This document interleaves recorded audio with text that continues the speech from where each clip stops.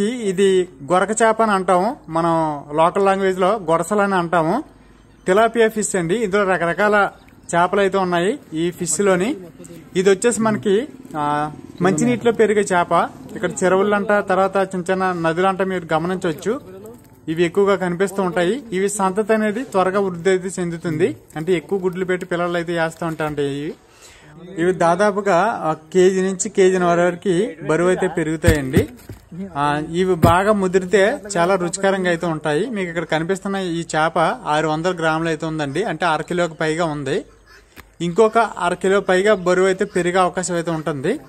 ఈ తిలాపియా చేపల్ని చాలా మంది ఉపాధి మార్గం కింద అయితే తీసుకొని సాగు చేస్తున్నారండి. 1 కిలో వచ్చేసి 120 రూపాయలకి అయితే అమ్ముతున్నారు మా లోకల్ ఏరియాలో. మీ ఏరియాలో కిలో ఎంత, మీకు ఎలాంటి చేప అంటే ఇష్టం అనేది తప్పకుండా కామెంట్ బాక్స్ లో పెట్టండి ఫ్రెండ్స్. వీడియో నచ్చితే లైక్ చేయండి. Thank you for watching.